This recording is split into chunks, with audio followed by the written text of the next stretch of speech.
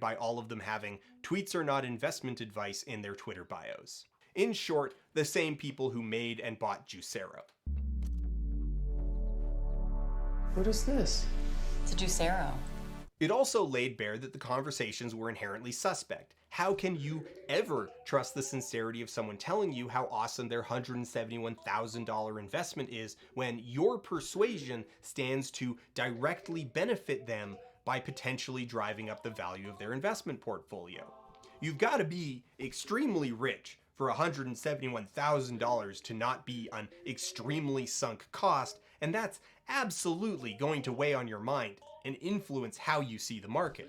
So for my part, I tweeted about several of these incidences and was in response hounded for days by annoying people with NFT profile pics who insisted that I just didn't get it. I wasn't seeing the community. So I decided to go see the community. My experiment started with the Cool Cats Discord, one of the communities that I'd been assured was top of the pile.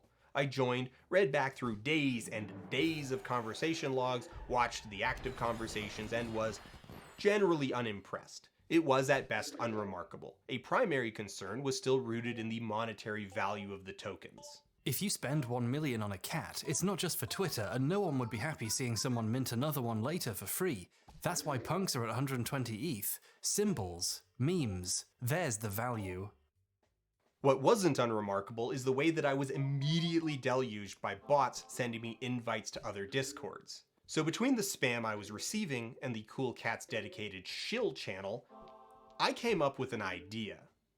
Rap crypto, y'all know Bitcoin. I wanna thank y'all for checking out this joint. See, I'm Vandal, the token rapper, and this right here is a brand new chapter.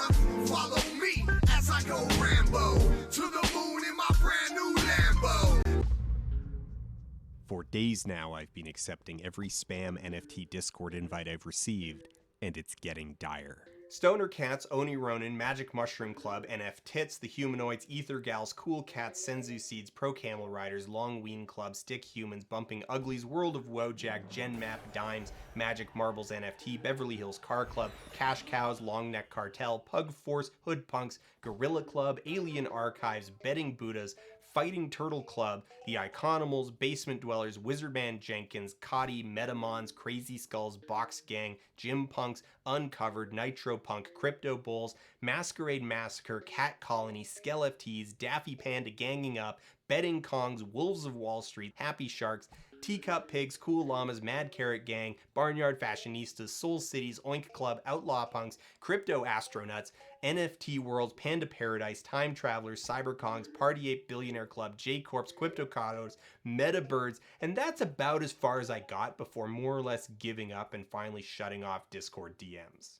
Now, this is a fraction of what's out there, but I do think it's a pretty representative sample, and I learned a lot. For example, the basic psychological profile of the average buyer is someone who is tenuously middle class, socially isolated, and highly responsive to memes. They are someone who has very little experience with real businesses and production processes, thus are unlikely to be turned off by unrealistic claims about future returns. They are insecure about their lack of knowledge, and this makes them very susceptible to flattery, in particular being assured that the only reason for negativity is because critics just don't understand what they understand.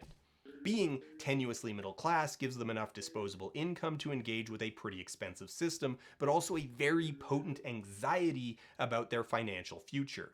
It goes without saying that they're fixated on money and they principally understand the technology as a means of making money. Criticism of the system is typically met with confusion. Don't you want to make money? I also learned a lot about fraud and how to do it both on purpose and by accident. The term rug pull, with its derivations rug and rugged, all to describe projects that made big promises but then took the money and ran, embedded themselves in my vocabulary extremely quickly. The market is just absolutely lousy with fraud and deception. Wash trading, where you sell something to your own sock puppets in order to lure in real buyers who think they're getting a good deal, is rampant. Market manipulation is so common and accepted that it's actually considered bad form if project leaders don't actively engage in it. Like, it's considered disrespectful to the buyers if the project leaders don't help them inflate the resale price. Also, and I really should not leave this merely implied, the art is bad, but not in any sort of interesting way. It's bad in a smoothed over copycat way, a low effort garbage dump from artists who have largely given up on having ideas or opinions. Derivative, lazy, ugly, hollow, and boring. The capacity for original thought long having been drained out of the illustrators kept in the employ and proximity of people who refuse to shut up about cryptocurrency, there is an overwhelming tendency to fall back on stale memes and self-flattery. A massive volume of cryptocurrency art ends up being art about cryptocurrency, transparent pandering to an audience that is either deeply stupid or easily pleased, and quite possibly both. Absent any artistic insight, the vacuum is instead filled to overflowing with references to Doge memes, Bitcoin, Ethereum, stonks, to the moon, buy the dip, good morning, and desperate pleas for senpai Elon Musk to notice them, all presented with the earnestness and authenticity of a pickle Rick bong. It's tempting to say that my approach, accepting every spam invite, was a really flawed way to delve deeper, that obviously accepting invites from spam bots would mainly lead me into less stable projects. But surprisingly no. I got just as much spam for successful projects as humanoids and NFT worlds as I did for rug pulls like crypto astronauts and hoodpunks. On the whole, if you just look at the pitch package and the sample product, there's very little material difference between a project that's going to sell out 10,000 tokens in 6 hours and one that's going to become a trash fire as the project leader has a nervous breakdown and burns them in 3 days post-launch after only selling 800 tokens. Party Ape Billionaire Club sold out, bringing in about $3.2 million, and are now flexing their wealth by partnering with other crypto projects like the 2 Chainz produced NFT cartoon show, The Red Ape Family, which is just really truly shows off the community's deep pockets and commitment to quality. Deep in their roadmap is the promise that they will start production on an MMORPG, a claim that buyers are entirely faithful in. Crypto Astronauts sold 1,262 of their 9,485 tokens, bringing in an impressive $375,000, but as nice as that number is, it's not remotely enough to even start proceeding on their plan to build a full-scale PvP-based MMO. Following the failed mint in October, the devs slowly went quiet, and then bit by bit, websites, social media accounts, and eventually the Discord itself all disappeared. Based off the ostensible product, why should one of these succeed and the other fail? The key distinction ultimately between a Party Ape Billionaire Club and a Crypto Astronauts is that PABC was already flush with cash and able to manufacture hype with high-priced giveaways and expensive advertising. Buying advertising space in Times Square, in particular, is a specific fixation. But running a 10-second ad every 8 minutes on one out-of-the-way billboard in Times Square isn't effective advertising, not externally. All it's really good for is internal propaganda, making insiders feel like the money that they've spent is buying credibility. And if you're in a speculative bubble, betting that someone down the line will buy you out for more than you bought in, credibility is worth everything in the world. Most game devs would hesitate to post this to Twitter. They posted it to Times Square. This is pervasive. Even in the most established projects, ones that have been going for years, there's not really an underlying thing. These aren't fandoms in the way that you would experience them around a game or a TV show or a book. The product is pretty insubstantial, if not functionally non-existent. This is where these projects diverge significantly from the artworks that drove the speculative mania in the spring. They're not positioning themselves as art that's worth possessing for the art, as flimsy and illusory as that claim was, but as ongoing projects that you buy into. The purchase of a token is an abstracted version of buying early stock in a company, a venture capital style investment in promises, which is a very significant mutation.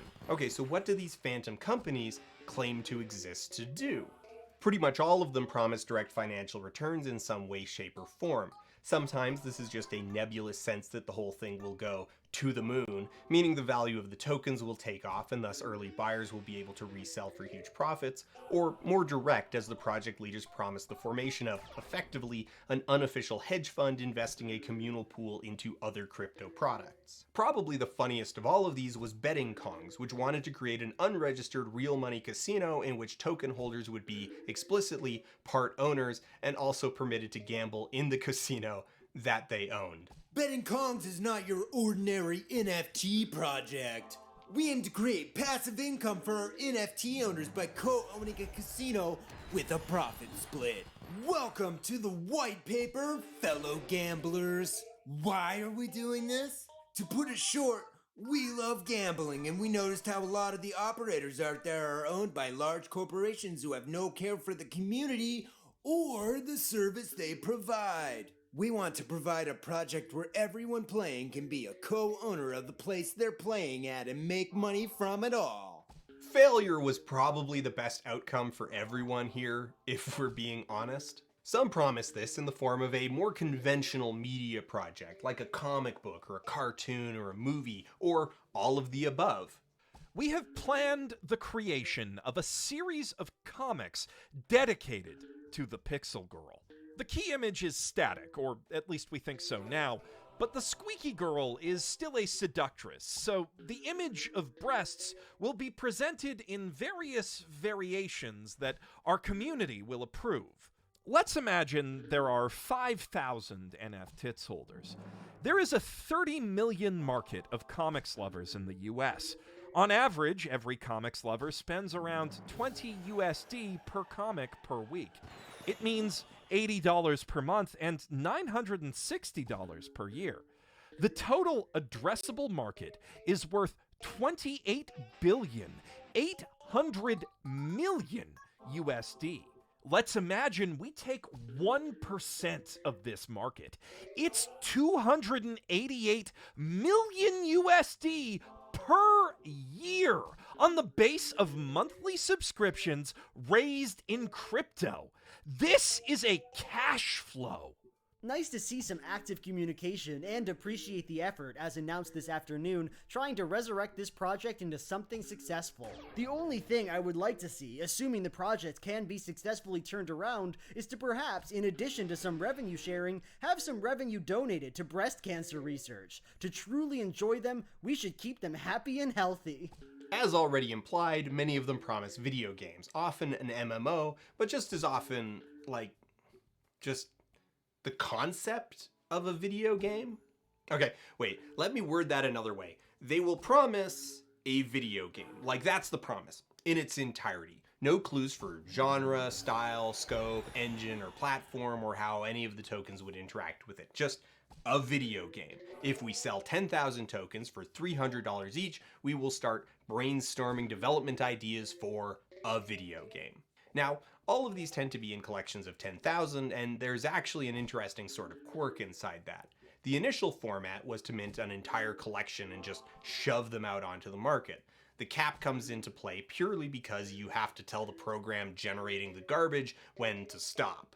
However, as the scheme started to take off and competition rose, it became obvious that this was a sucker's way of doing it because that meant paying gas fees on everything up front. So someone came up with a system for minting a random output on demand, which shuffles the mint cost off onto the buyer. From there, it all took off like wildfire. Very low upfront cost, extremely low risk, plus it turns the entire system into a gacha game with different rarity curves for attributes.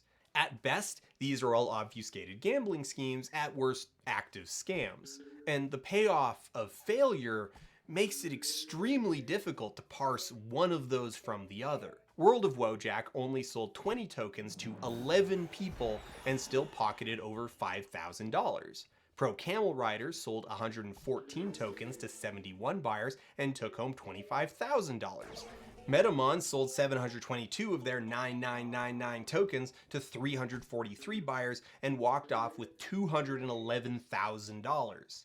Since the average buy-in is over $350, the payday for failure makes it irrational to succeed. The interesting aspect of it all, though, is the emergent fiction of it. These smoke vendors don't have an actual product more complex than the output of a vending machine in the front of a grocery store, so they need a story to sell instead.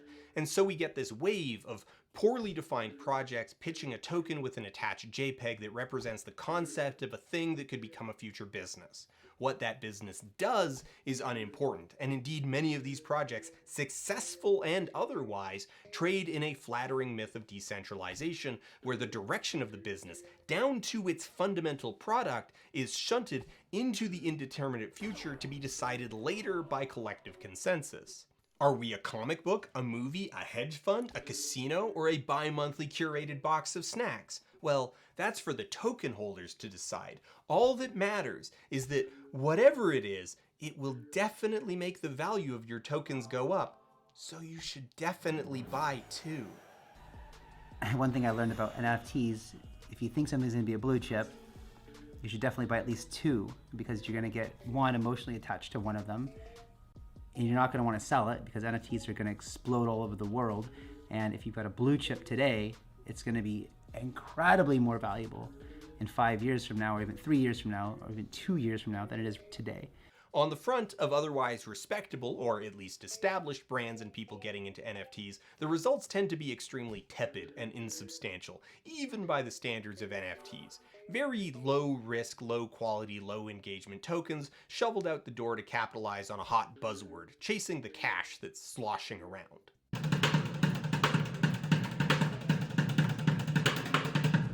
Tied up in all this, there's an extremely pervasive resistance to any form of skepticism that ultimately manifests as a sort of toxic positivity. This is all part of a complex feedback loop. The projects, broadly speaking, lack any kind of substantial product, existing almost entirely as promises backed by nothing more than a screenshot of a roadmap and some sample PFPs. And again, I think it's really important to keep in mind that that goes for successful projects just as much as for rug pulls. There really isn't any meaningful difference between a Party Ape Billionaire Club and a Betting Kongs. Betting Kongs were never going to make a casino, even if they hadn't tanked, and despite the fact that they were running billboards in Times Square, PABC is never making an MMORPG. Both claims are equally ridiculous, but one of the two made a huge pile of money. The primary product is ultimately hype, which is both insubstantial and fickle. Negativity, both internal and external, can have a meaningful impact on the willingness of people to buy into a project. And if buyers are tepid, then you won't get a runaway sale. And if you don't get a runaway sale, then that's going to turn off buyers even more, which means the secondary market for tokens will likely fail to materialize. This is what makes enthusiasts so deeply unreliable. They have meaningful financial stakes in an intangible, volatile thing that exists entirely as a collective idioform, a story about a potential future outcome whose value is based entirely on public perception.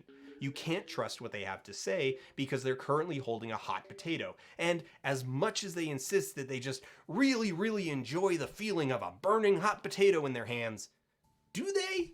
Or are they just hoping that you'll catch it? This creates an environment of toxic positivity where doubt is aggressively policed by both project leaders, who have an obvious financial interest in hype since their big payday is the minting rush, and community members themselves, who have a speculative financial interest in hype. While all of that is logical in the pure sense that there's an effect that can be explained by an incentive, the output is effectively a self-organizing high control group. Doubters are ostracized so aggressively that it chills all conversation about a project's actual viability. All concerns are just FUD, fear, uncertainty, and doubt. Questions that would be utterly banal in any other investment forum: what has the team done? What assets do they have? Why should anyone believe that they can deliver on their promises? Are treated as hostile. And the frank reality is because there aren't answers. Party Ape Billionaire Club is just as vaporous, and yet they superficially succeeded. So there's incentive to enforce the collective illusion. This is multiplied by an internal form of performative etiquette. Participants ritualistically wish each other good morning and good night, boiled down to the shorthand GM and GN. That seems like a small thing. There's nothing inherently suspicious about good morning or good night, but in observed practice, it's a very distinct ritual. Not merely a shibboleth, but a repetitive action that signals in-group membership and affirms loyalty on an ongoing basis. If you have diamond hands, it means you're willing to hold a token until some promised future where the value goes to the moon. You're not a paper hands loser who is easily spooked by instability, volatility, or the fact that there's no reason to believe that anyone is ever going to want to buy a crypto astronaut in the future. The shorthand WAGMI, we're all going to make it, is aphoristically bandied about even in openly zero-sum competitions where, by definition, most participants explicitly won't make it. But you can't point that out, because that would be FUD, and if you're spreading FUD, then you're NGMI, not gonna make it, and making it, getting rich, is all that matters. HFSP, have fun staying poor. These are synthesized into a no true Scotsman paradigm. The we in We're All Going to Make It does not refer to we all, it refers to the select, the chosen, the diamond hands and the hodlers. Those who make it are clearly the we, and if you didn't make it, then you weren't. People who get angry about being scammed by a rug pull, or by malware, or by social engineering are berated and belittled for not following the crowd. This incubates a community trained to ignore warning signs and dismiss criticism, a community with internal language and customs that are explicitly incompatible with outside communications. Skepticism is FUD from non-believers who are trying to undermine the value of your assets and manipulate a crash or trick you into being a paper hands. It all maps onto narratives of sin and deception, a chosen few who are privileged with advanced knowledge about the promised land which they can achieve by holding strong to the rituals and expelling all doubt. The end product is a self-organizing high control group. And the results of that are obvious. There are still people convinced that somehow, someone is going to pick up the ashes of evolved apes and manifest the rest of the project, a belief based on no observable evidence. You like to ban people, right? You like to ban people from your Twitch stream, huh? All you're doing is shitting on Decentraland, bro. Yeah, I'm sorry you don't like to make money here in the network, but I wanted to talk on your Twitch stream, man. I probably could have brought a lot of people on there, and all you want to do is talk shit and ban people, man. You banned me instantly. So the question then is, what do the tokens actually do? As mentioned before, the token itself is just a box that a bit of data can be put into. Now, this box is extremely small, to the point that even an average cell phone photograph is several times too large to fit. Due to the nature of the chain, updating software that's put onto the chain is both difficult and expensive. Complicated programs need to be broken up into multiple tokens, each containing a smart contract that defines a portion of the whole, and all of these contracts need to interlink and reference each other, but with an eye towards the fact that each transaction that either computes or alters information requires paying processing fees. Only reading information is free. The process of fixing a bug in a smart contract basically amounts to minting a new copy of the contract and then jumping through some hoops to rename the old and new contract so that the new copy has the name that any other interacting contracts are looking for, paying fees for just about every step of that process. This creates a very funny catch-22, where on one hand is the insistence that the NFTs that end users buy are potentially extremely powerful, able to be miniature self-governing applets that exist in a web of like applets, and on the other hand is a large stack of incentives to put as little into them as possible. For an example of the pitfalls, Wolf Game was a somewhat popular NFT-based gambling game that bragged about being hosted entirely on-chain at great expense. Everything from the pixel art wolves and sheep to the game's code was stored on Ethereum. The idea behind the game is that users would mint a character token which had a 90% chance of being a sheep and a 10% chance of being a wolf, with a finite supply of wolves and sheep available. The important thing here is that the character tokens weren't just a bit of art and a serial number, but tiny programs that allowed users to perform interactions like staking. The problem is that their code was full of multiple bugs, and since some of those bugs were contained in the character tokens, they were replicated across all 13,809 minted tokens. A glitchy token can't be patched. It must be replaced. So the Wolf Game devs were forced to not only redeploy all their contracts, but attempt to remint and distribute identical copies of every token generated. It didn't go well. Given the risks inherent in putting functionality inside the token itself and the high cost of interaction, the most common application is to use external systems to simply check for possession of a token. This is where we introduce another player into the ecosystem, wallet managers like MetaMask. In a few short years, the system has already grown so bloated and difficult to interact with that it's become necessary to develop middleware applications that simplify the process of generating wallets, switching wallets, and mediating handshakes between the wallet and external systems.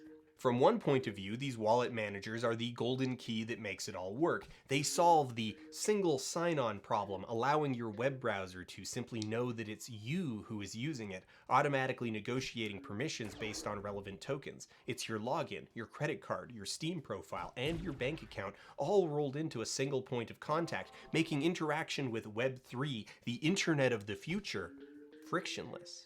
From another point of view, it's a massive point of failure that contains so much information, so many permissions, so much of worth, that it becomes an extremely obvious point of attack, manufactured by idiots who claim to be building a security product in 2021 that doesn't obfuscate key phrases within the UI or use two-factor authentication. Remember, again, that these people want to put medical records, driver's licenses, professional accreditations, and real estate deeds into their system. They should not be trusted. The entire market is absolutely lousy with scams and has been since Bitcoin first gained any traction. Every single scam structure imaginable has been dusted off and redeployed into this explicitly unregulated market where victims are largely without recourse. These range from institutional scams like Ponzi schemes, pump and dumps, and insider trading, to middleweight scams like gold brick and wash trading, to grittier scams like phishing and sending fake links. Pump and dumps in particular are conducted in broad daylight, since it's not illegal, it's just against the terms of service of the exchanges that you use to do it.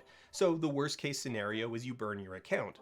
They'll straight up walk you through the process of doing a pump and dump, no code words, diagrams, and everything. They're notable as they're actually a two-headed scam, because you see, you might get recruited onto the pump half of the scheme, or you might think you're being recruited to pump, but you're actually the dump.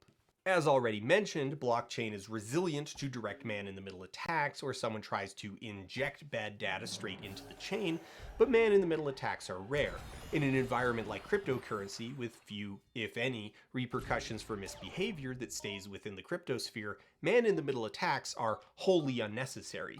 Why try to brute force your bad data onto the chain when you can trick someone into giving you access to their wallet, then transfer all their stuff out? Every smart contract becomes a self-rewarding bug bounty, where the payout is whatever apes and coins you can grab before anyone notices. And that's not even touching on the subject of malware. Smart contracts are just code. They're software. There's no reason they can't be viruses or worms. The primary limitation is processing power. But also, it's a virus that someone can drop directly into your bankless bank account and just wait for you to activate it. And yeah, that's right. There's no offer/confirmation step in sending tokens back and forth. Someone who knows your wallet can just drop stuff right into it. So, like, pin that somewhere in your brain. The best part about this is that the whole ecosystem operates on a strict assumption that possession is ownership and access is permission, which is absolutely buck wild coming from software developers who claim to be very concerned with system security. If someone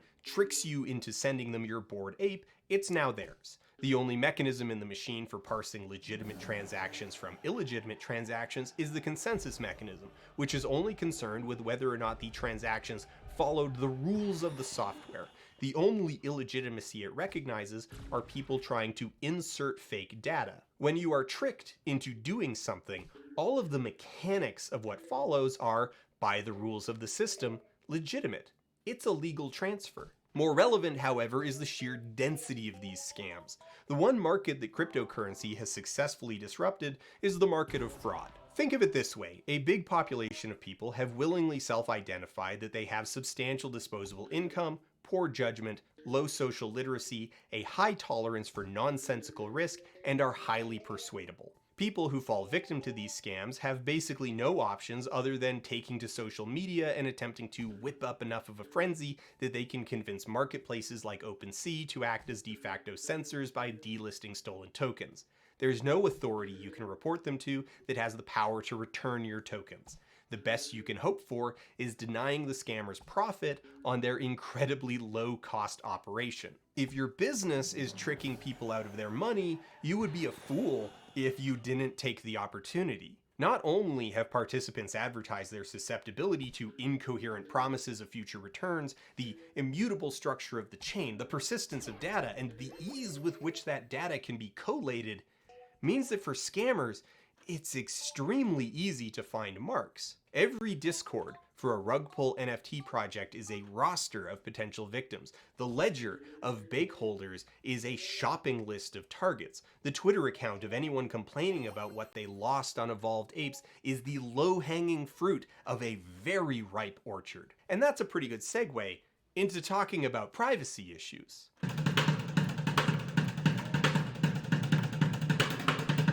A low trust environment is also a low privacy environment. Anything you do on a blockchain is, by design, accessible to everyone who knows how to navigate the data. Now, you might be thinking, isn't that the opposite of how it's supposed to work? I thought crypto was all anonymous. So, yes, crypto is anonymous by default. There's no inherent requirement for proof of identity, and in fact, numerous applications that would benefit from a stricter one-to-one correlation between accounts and people struggle with this. On forums and social media, it's called sock puppeting. In crypto, it's called a Sybil attack, where users are able to generate numerous alternate identities by creating additional accounts or wallets. The epidemic of wash trading on OpenSea relies on the ability to pretend you're several different people as you buy apes from yourself for hundreds of thousands of dollars. Rather than anonymous, this is pseudonymous. Everyone can see what wallets and contracts your wallet interacts with based off the long hash addresses like this, but that hash is only implicitly connected to your identity based on circumstantial connections. Of course, a big circumstantial connection would be something like registering with a crypto-based social auction platform that intrinsically connects the two. This makes it pretty easy to see that Lena Morris, overly attached girlfriend, paid $153 on March 31st to mint the overly attached girlfriend NFT, followed by a $205 reserve on April 2nd to list the NFT on Foundation. Ethereum whale Farzan Fard then bought the token on April 3rd for 200 Ethereum, 30 of which went to Foundation, with Lena getting the remaining 170, which she transferred into USD using the exchange service Kraken in a block of 105 on April 4th and a block of 65 on April 22nd for a combined total payout of $374,726. After her sale, Zoe Roth transferred the Ethereum to dollars via Coinbase the next day and hasn't touched the wallet since. Kyle Craven minted several other tokens, but for the most part just split the Ethereum from the initial sale into two separate holding wallets where it's sat untouched since. You don't need to be some super hacker to figure this stuff out, it's all publicly available. That's the entire point of the system. And in another feature not bug arrangement, remember, nothing can be deleted from the blockchain without tremendous effort. Now, that's fine if the blockchain only contains a contextually relevant log of transactions. There are absolutely contexts where that level of transparency is desirable. But that falls apart when you start talking about using the blockchain itself as the storage medium for, like, an entire social network. Blockchain-based social network Scuttlebutt seems tacitly aware that this is a bad idea, like somewhere inside their human brains they recognize that it might be a mistake to make it impossible to remove things from the system when they warn users that anyone willing to dig can surface any old usernames, photos, and bios, but that doesn't actually give them pause. So, if someone posts, say, child abuse imagery, revenge porn, your home address, intimate details of your private life, there's just nothing you can really do about that. If you mistakenly overshare, post some information that maybe you shouldn't have, it's already too late. You can try to hide it, but you can't delete it. Remember that if someone knows your wallet address, they can just put tokens directly into it. As alluded, there's a whole scam where you drop someone an NFT that lifts the art from, who cares, somewhere, but the smart contract is malicious code that drains their wallet if they ever interact with it to move it, sell it, stake it, burn it. It just becomes a landmine sitting in their wallet forever. Yo, this is fake, this is fake, this is fake, this is fake. They popped up in my wallet, I clicked on it to delete it. Immediately they stole 19 grand. Happily, I just started this wallet, but they already stole 19,000 out of it. Need fucking help immediately. Even on the non-malware side of things, people have already been using this to dump promotional tokens into the wallets of celebrities and influencers, but you know dick pics are an any second now kind of thing, right? Oh look, I minted a photo of your front door and dropped it directly into your wallet. And you can't just like delete it, you need to actively send it somewhere and pay gas fees to do so. Revolutionary new vectors in harassment. The end product here is a massive power imbalance that's baked into the fabric of how you engage with this new world order. Users who engage with the system authentically as themselves expose vast swaths of information about themselves and their activities, while users who engage disingenuously are empowered in their ability to deceive, defraud, and disappear. A lot of this rhetoric stems from a pretty deep failure to understand what a central authority really is, or that you can decentralize data storage while centralizing centralizing data. Ethereum is ultimately a central platform, and the fact that a few dozen people need to sign off on every major change before it can be implemented is largely meaningless and symbolic, with the validation network ultimately sitting somewhere between consortium and cartel. Every large platform has multiple internal and external stakeholders that form a consensus about the direction of the platform. Windows is not a single-minded monolith. Apple issues voting shares. Google is basically a hydra. While the network of Ethereum miners and validators are not a formal corporation yet, there's no mechanism in existence that compels them to act in the interest of users, particularly poor and disempowered users, where those interests conflict with their own. The movement of Ethereum from proof of work to proof of stake has been vaporware in no small part because the validators simply choose not to. Because proof of work, volatility, and high gas fees benefit them in the here and now, while proof of stake and low gas fees only benefit them in a hypothetical future. Because these extremely obvious pitfalls are what you get when you let guys like Vitalik Buterin and Elon Musk design the future.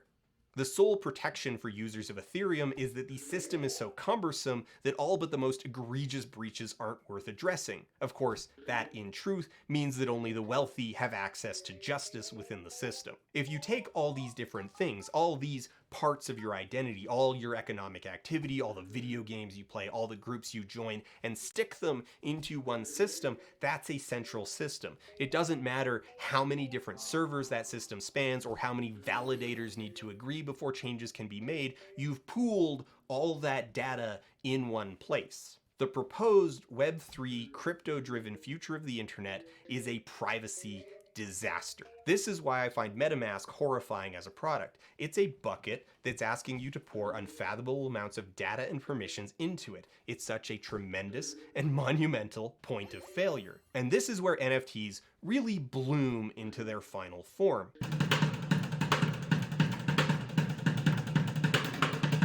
The primary use case of tokens, beyond speculation, ultimately is to function as access passes. From a web engineering perspective, imagine tokens that are the mother of all cookies and consider a tracking token that users don't just willingly associate themselves with, but enthusiastically drag with them from device to device, ensuring a continuity of tracking across all web activity. The future version of the web, built on the back of cryptocurrency and mediated by financialized tokens, is a dystopia. It's a technology that's built to turn everything into money, to treat every corner of our social existence as a marketplace, to attach an abstract representative token to everything from video games to labor unions. Now, proponents of Web3 will disagree with this assessment, particularly the claim that cryptocurrency is endemic to Web3 and the two are intractable, but that's the practical reality of the situation. Every substantial project branding itself under the banner of Web3 is strapped to the side of a blockchain, be it issuing governance tokens or relying on the chain's smart contract layer or requiring possession of a cryptocurrency in order to pay the processing fees that are mandatory in order to participate. They are, at this point, philosophically and technologically entwined. Less accessible, less free, less interesting, and substantially more expensive, Web3 is the vanguard of a million paywalls and oppressive, code-enforced DRM schemes sold to idealists as a decentralized system where they, and not wealthy stakeholders, have the power. I see tremendous blind spots in a community that has spent so long focusing on the hype of an untenable fantasy metaverse where they're the ones cowing corporations with immutable ownership guaranteeing their ability to resell video game horse armor that they failed to consider that the enforcement of ownership can and will be used against them if and when corporations decide to leverage their power in the space. The fantasy amongst evangelists is that a tokenized economy where digital goods are mediated by NFTs would give them more power. Goods like digital games would have true ownership, encapsulated in the ability to be resold, but there is no reason to believe that this is how things would shake out. The far more probable result is that the tokens are used to lock products down even tighter. The Squid Game token scam is illustrative here. In early November 2021, a new meme token popped up styled after the hit Netflix show Squid Game. Over the course of about a week, the price of the token was pumped from a few cents to just under $3,000 US. Estimates are that the Squid developers took in about $3.38 million before cashing out their holdings, deleting their socials, and vanishing into thin air. A classic rug pull, but the truly transcendental detail is that it left buyers with not merely a useless token, but a token that couldn't be sold at all. Built into Squid was a requirement that in order to transfer or sell the tokens, a corresponding number of marbles tokens needed to be spent at the same time. The hitch was that marbles were never available. No rules were broken in this scam, and indeed the Squid tokens do exactly what they say they do. If you have the appropriate amount of marbles tokens, you can absolutely transfer or sell your Squid. Just good luck getting any. A game developer can, in any of myriad ways, deliver on a truly owned digital token that is rendered untradeable in practice, and all by playing by the rules. Rules must always be evaluated for their power to oppress.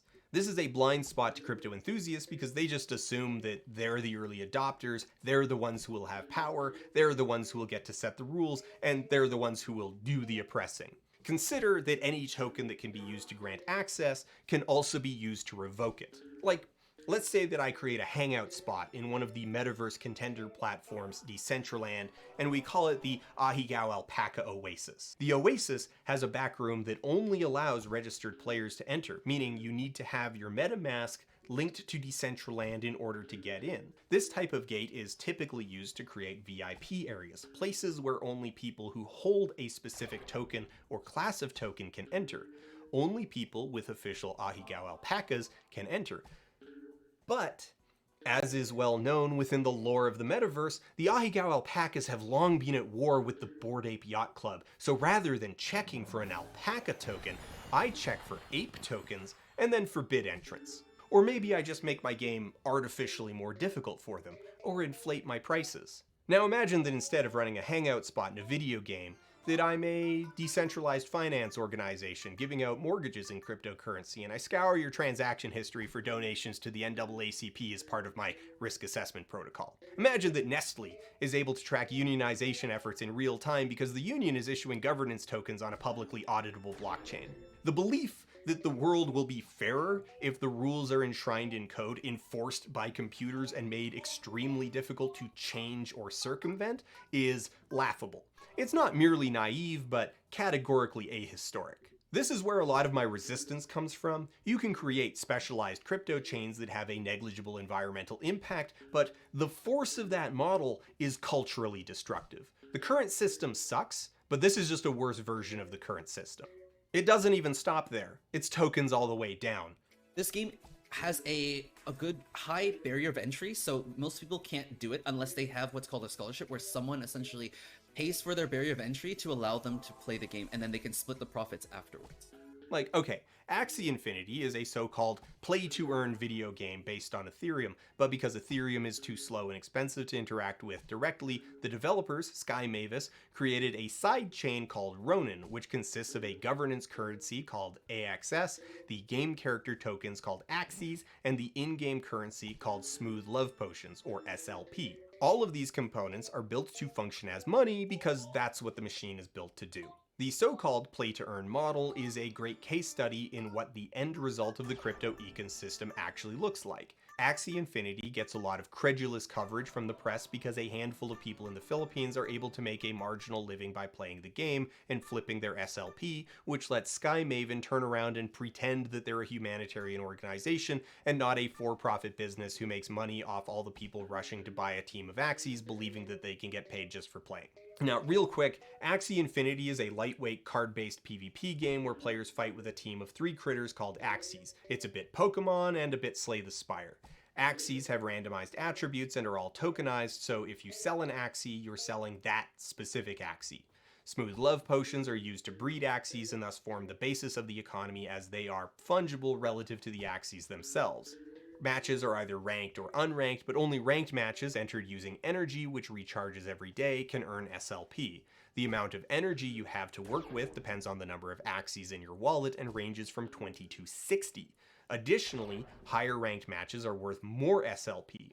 More SLP means a bigger stable of Axies, which means more energy to play matches, more flexibility within the metagame, better team compositions, and baseline better stats, enabling easier wins. So the difference in earning potential between higher and lower ranked accounts is pretty substantial.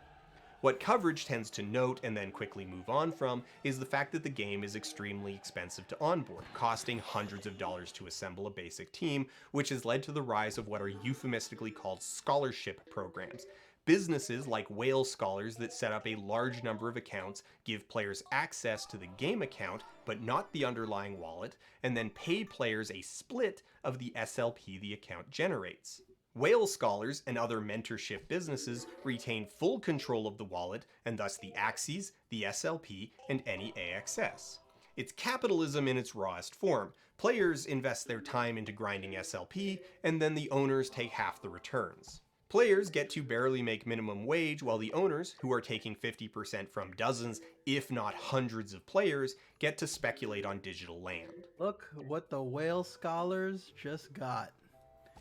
We have land in the Arctic, baby. We have Arctic land. Axie's energy system is fundamentally broken in how it promotes this exact middleman arrangement. If you have 21 Axies in your wallet, you can create one account that has 60 energy at its disposal, or you can create 7 bare minimum accounts with 20 energy each. A high-ranked account with 60 energy will dramatically outperform a single low-ranked account with 20 energy, but 7 accounts that are played daily by other people is far and away the best ROI because it involves doing basically nothing except collecting your cut.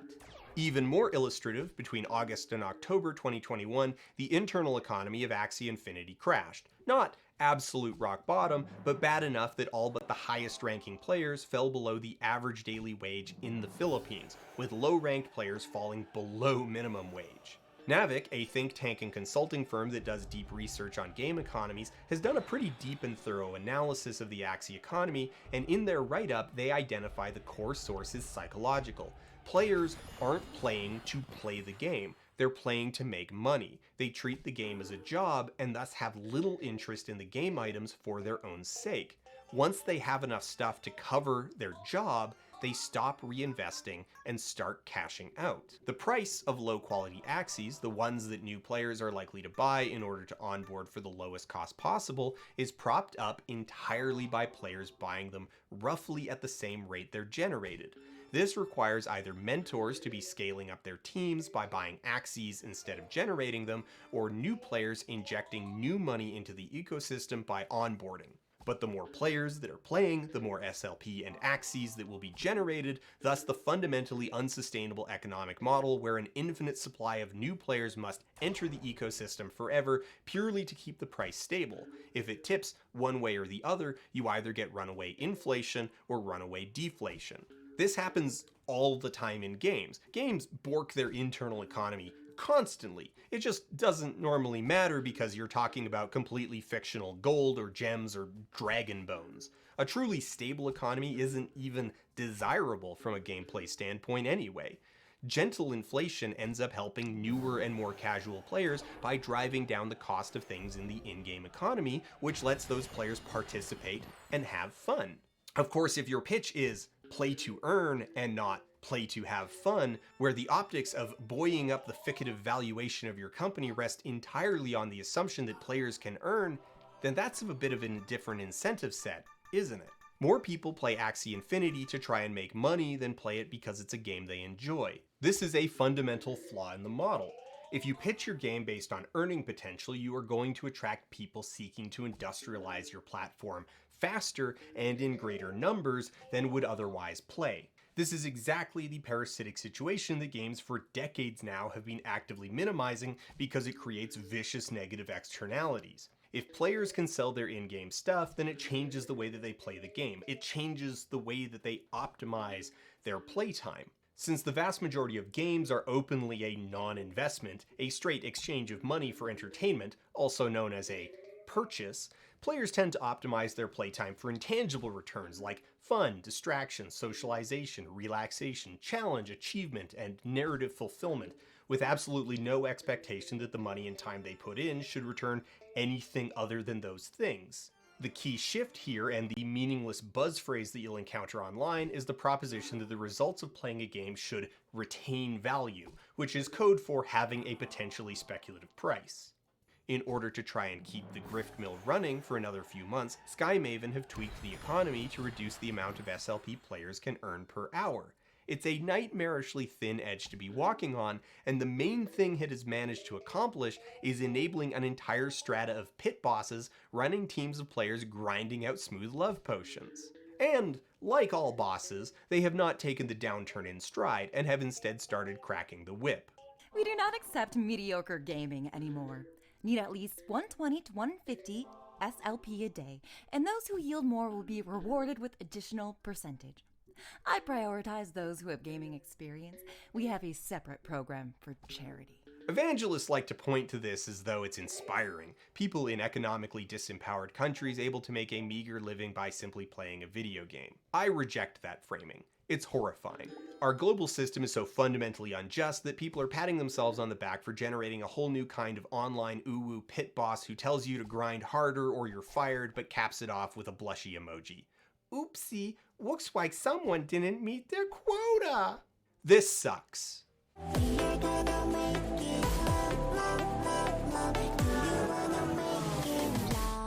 To the moon. I think the thing that normies don't get about NFT bros is their dedication, the staggering volume of capital they already control, and how deeply rooted they are in the culture of the people who operate the platforms we all use every day, and that alone is a good reason for people to pay attention. They have a lot of money and a lot of clout that they can use to try and make fetch happen. This is something of a splitting point. Basically, the future shakes out in one of two broad ways. One is that some new technological buzzword comes along and blockchain and Web3 lose their sway over investors, the stream of new buyers dries up, and the early investors cash out as best they can, popping the whole bubble. The other is that they're successful, and cryptocurrency is able to crowbar its way into enough corners of our lives that it becomes unavoidable. We're all forced in some way to maintain a crypto wallet, to manage whatever coins and tokens become necessary for participation in society, providing early investors with a captive audience and steady flow of capital. To quote German sociotechnologist Jürgen Guter, better known by his online alias Tante, there are parts of your digital life that currently you can't really sell, but that's what they want to change. Everything needs to be bought and sold. Everything is just a vehicle for more speculation. The reason they want you to be able to resell your access token to some service instead of buying or renting it like today is to create even more markets for speculation, and the smart contracts can be set up in a way that at every corner they profit. The claims that this technology facilitates an immutable ledger of ownership is itself largely hollow posturing, even from within the ecosystem. Remember that most of the actual things being referenced are not contained within the chains themselves because the chains are too slow, restrictive, and bad at their job to actually store media, and because many of the things being sold are purely ephemeral.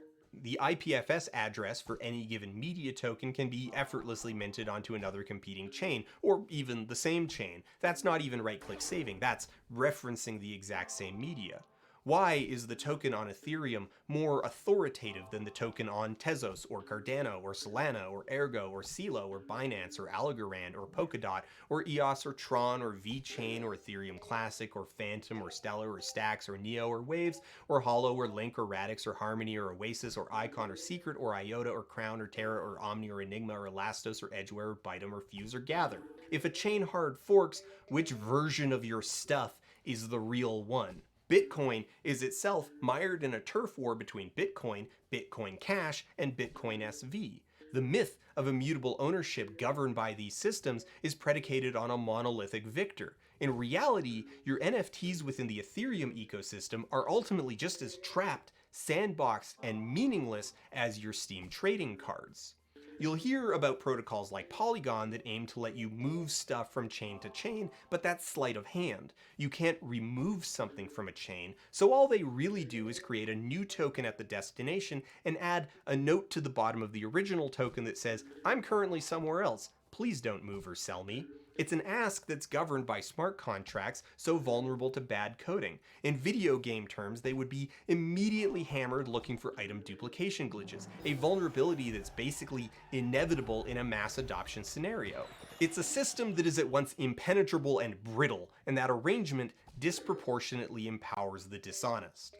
One of the complications is that it's basically impossible to extricate the digital scarcity concepts of NFTs from cryptocurrency and the core philosophies that cryptocurrency was built from. One rose out of the other, and they are basically forever entwined.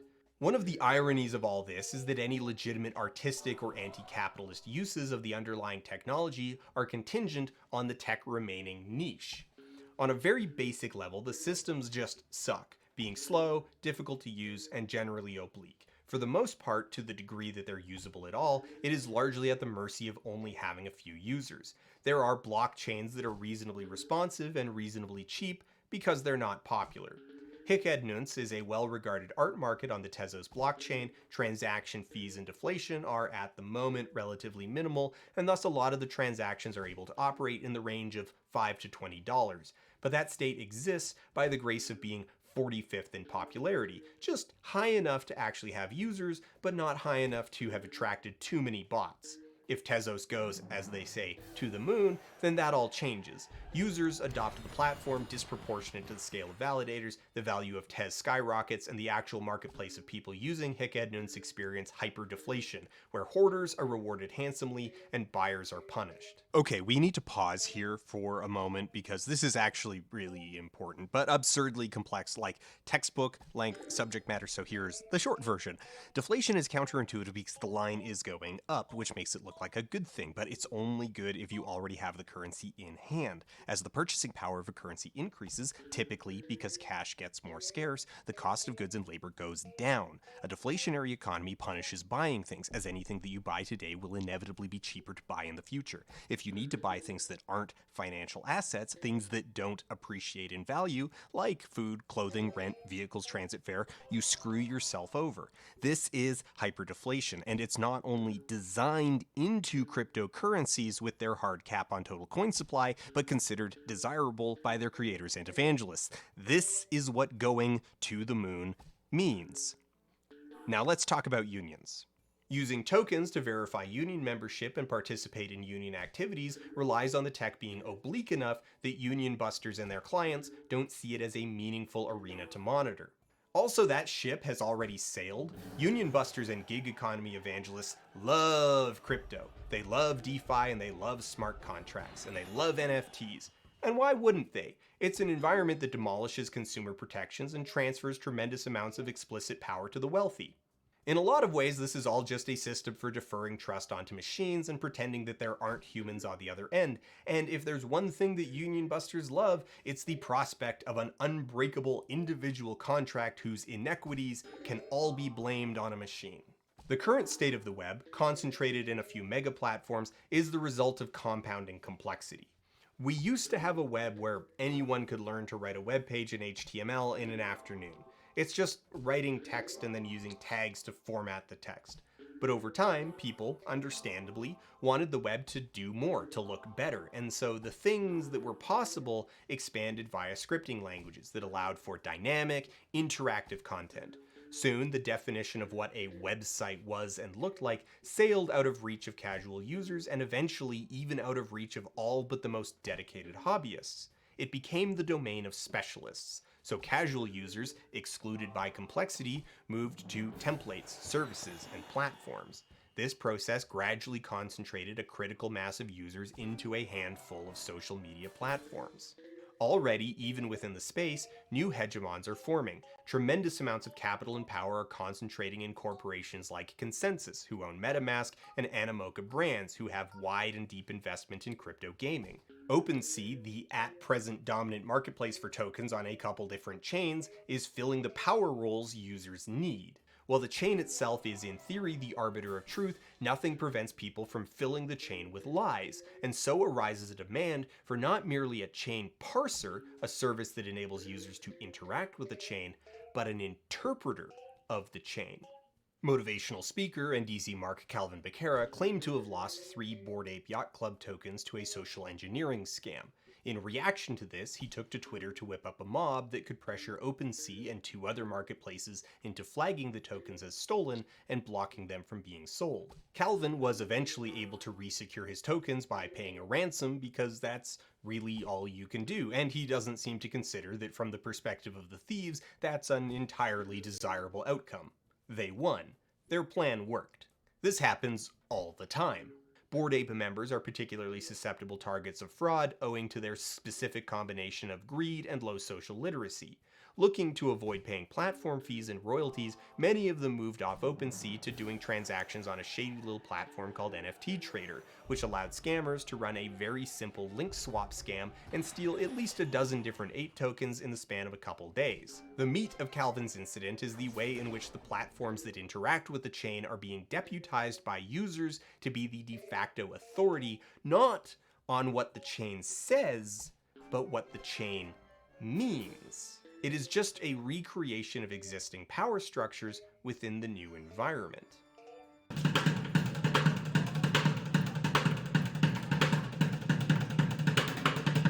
Now this is where evangelists insist that the answer lies in DAOs, decentralized autonomous organizations, a revolutionary new way to organize people that will allow for the decentralized governance of these systems.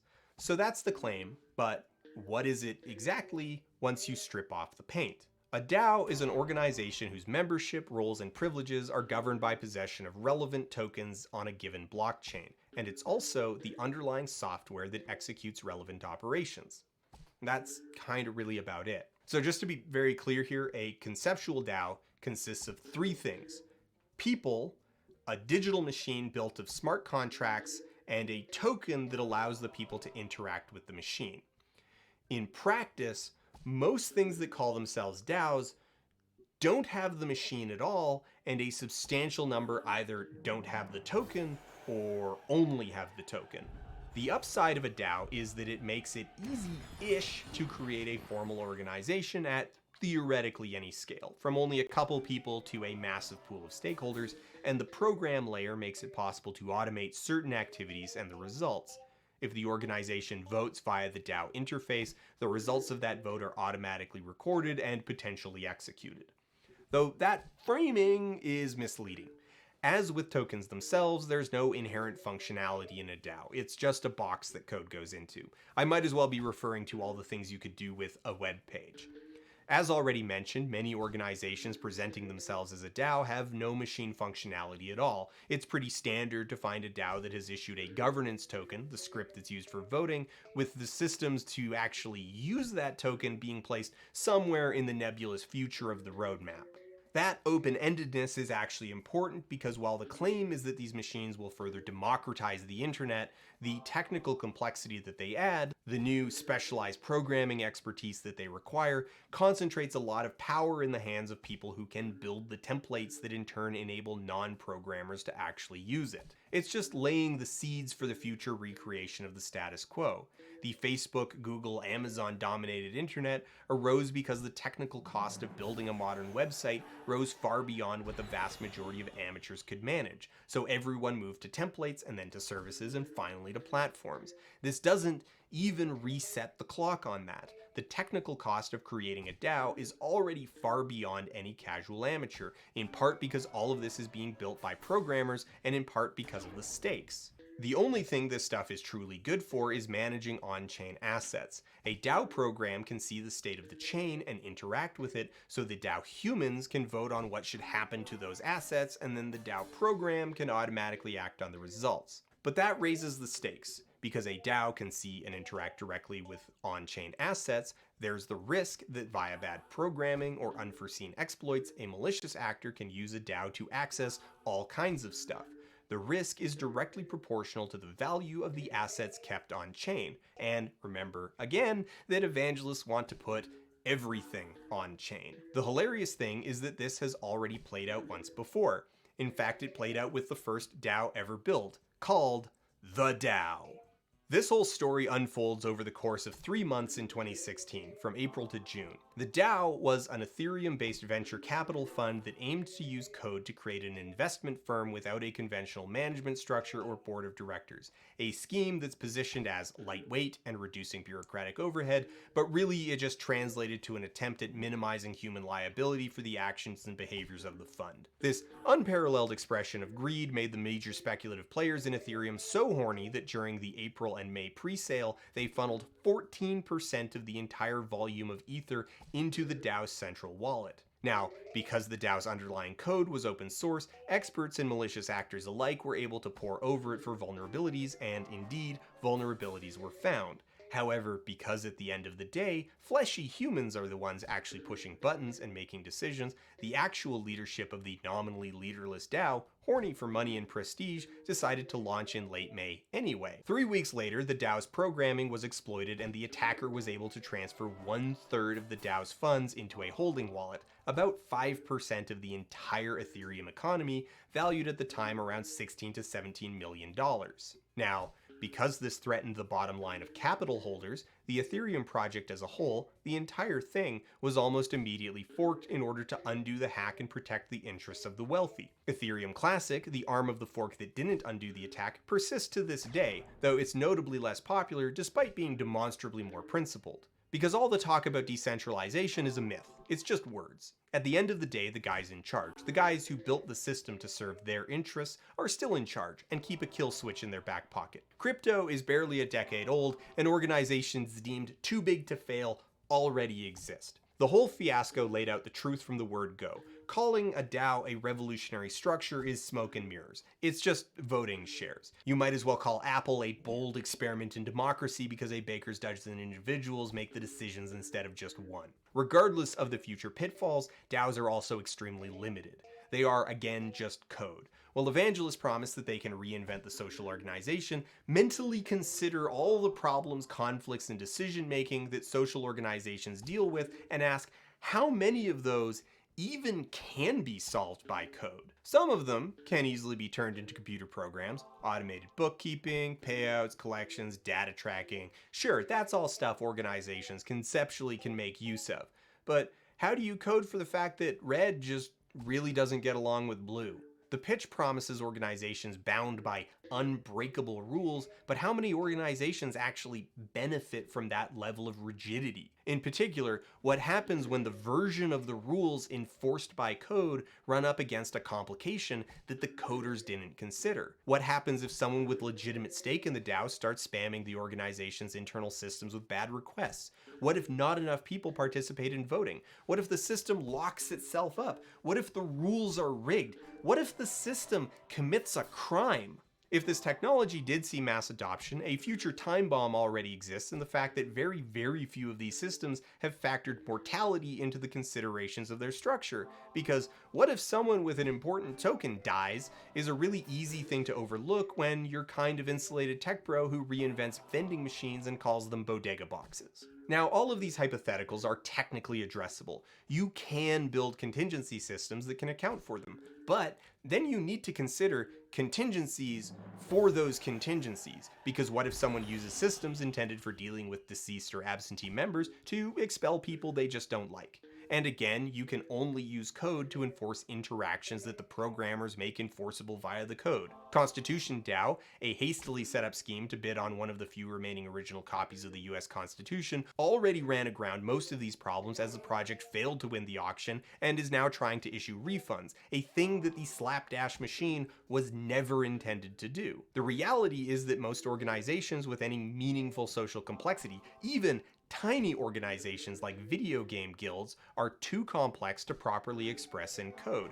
There's too many contingencies and contingencies for those contingencies and contingencies for those contingencies to account for. So rather than trying to turn social interactions into code, the DAO is marginalized into only handling code-appropriate tasks like bookkeeping, digital signature verification, and on-chain asset management. But that's not a revolutionary new way to organize people.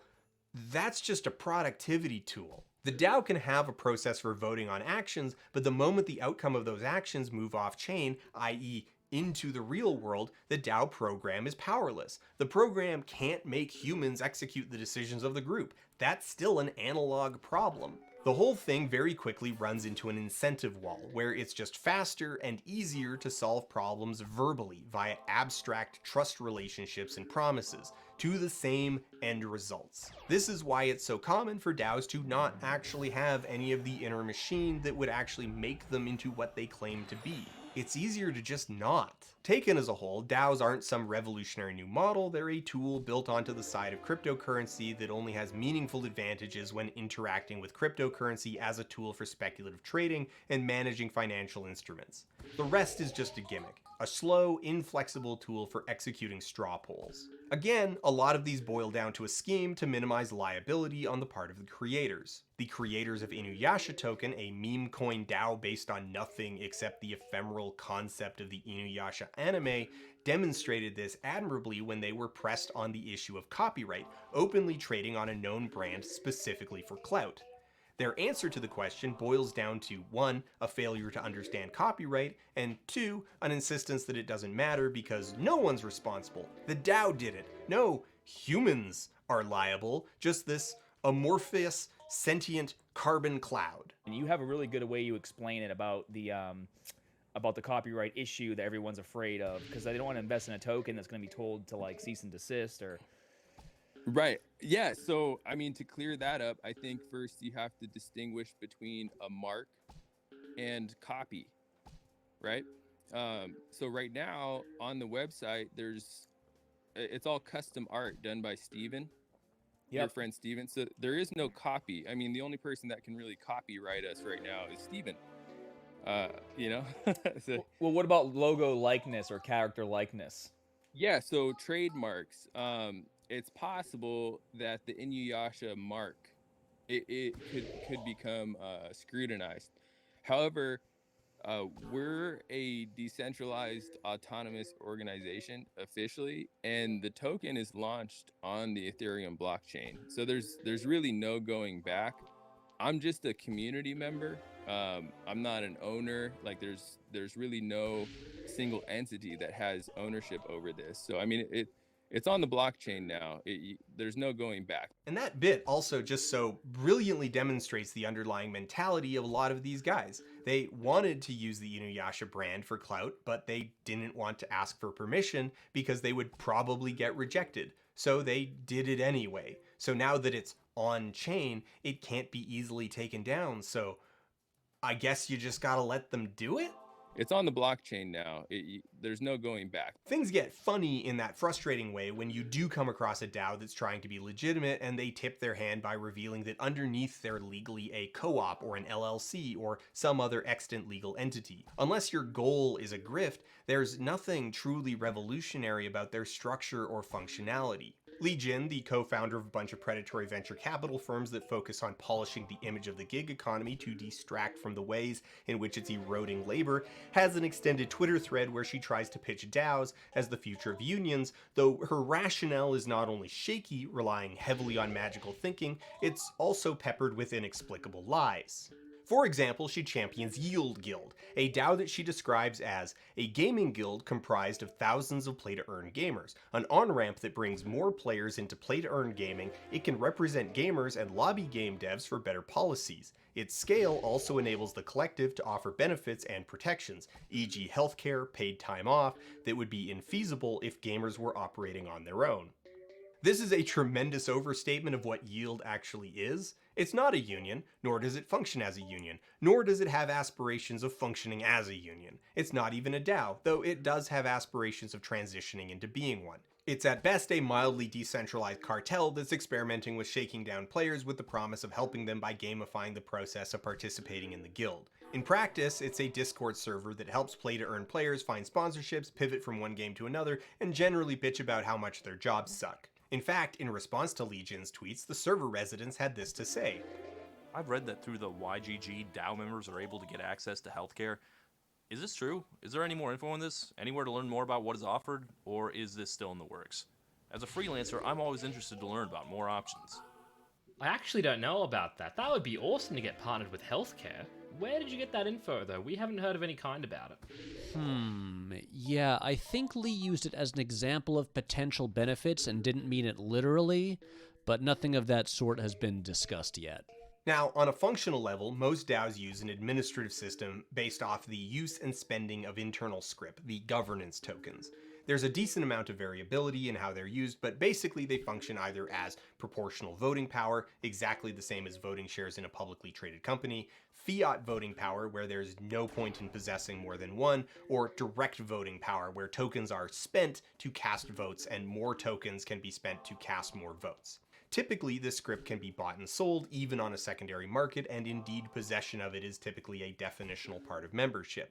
Rather than structuring like a union, Yield's overt goal for their DAO is to function as a hedge fund, using the exchange value of their token as a means to raise funds to invest into play-to-earn games, and allowing Yield members to spend their tokens to rent these DAO-owned resources.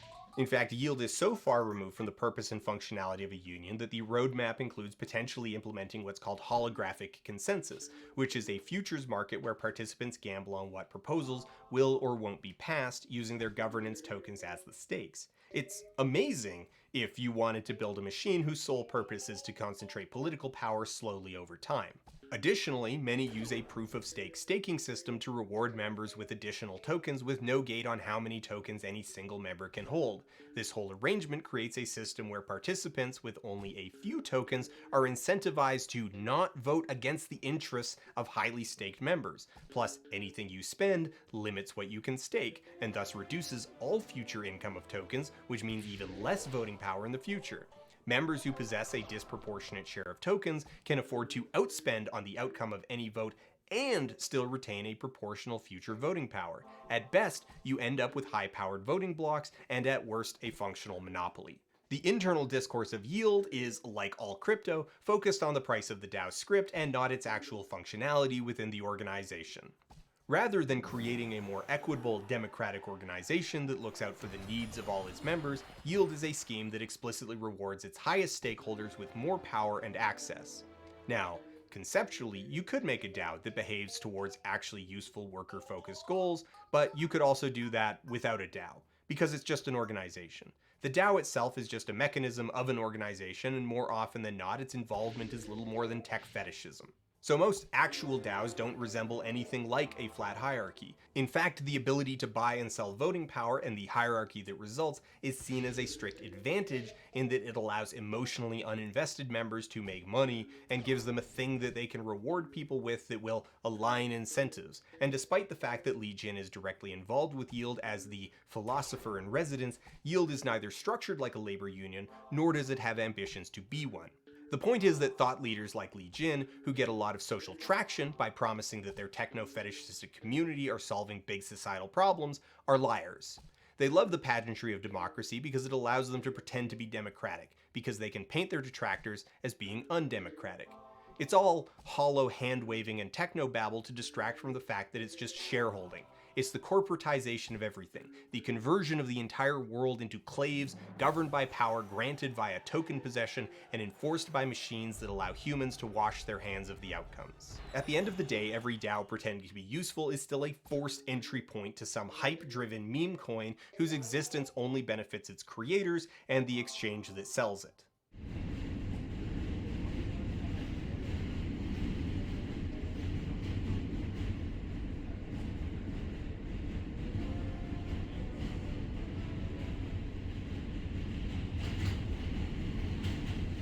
In 2008, the economy functionally collapsed. The basic chain reaction was this.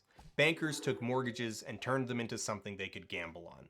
This created a bubble, and then the bubble popped. When you drill down into it, you realize that the core of the crypto ecosystem, the core of Web3, the core of the NFT marketplace, is a turf war between the wealthy and ultra-wealthy. Techno-fetishists who look at people like Bill Gates and Jeff Bezos, billionaires minted via tech industry doors that have now been shut by market calcification, and are looking for a do-over, looking to synthesize a new market where they can be the one to ascend from a merely wealthy programmer to a hyper-wealthy industrialist. It's a catfight between the 5% and the 1%. Ultimately, the driving forces underlying this entire movement are economic disparity. The wealthy and tenuously wealthy are looking for a space that they can dominate, where they can be trendsetters and tastemakers and can seemingly invent value through sheer force of will. This is, in my opinion, the blind spot of many casual critics. The fact that tokens representing ape PFPs are useless, yet somehow still expensive, isn't an overlooked glitch in the system, It's half the point. It's a digital extension of inconvenient fashion. It's a flex and a form of myth-making.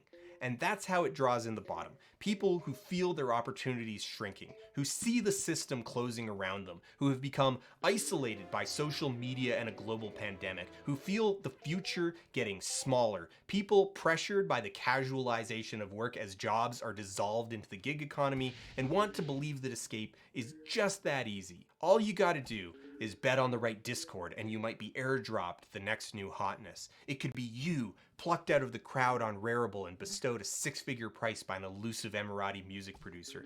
Get a bake in your wallet, hodl like a good diamond hands, and enjoy that yield.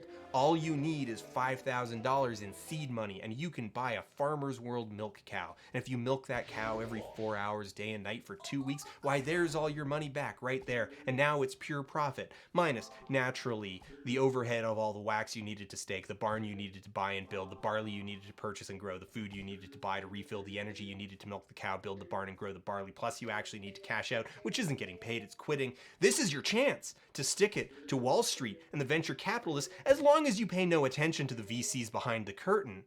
The line can only go up. It's a movement driven in no small part by rage, by people who looked at 2008, who looked at the system as it exists, but concluded that the problems with capitalism were that it didn't provide enough opportunities to be the boot.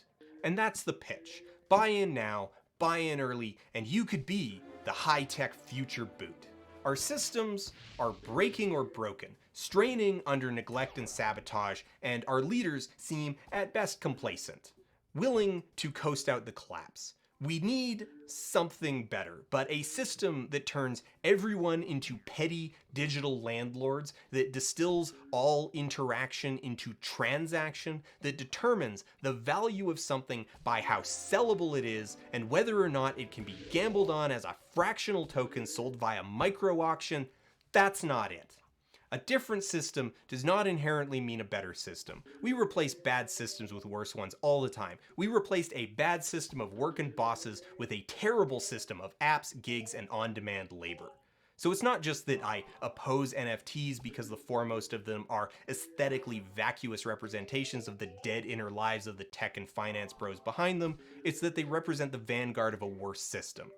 The whole thing, from OpenSea fantasies for starving artists to the buy-in for pay-to-earn games, it's the same hollow, exploitative pitch as MLMs. It's Amway, but everywhere you look, people are wearing ugly-ass ape cartoons.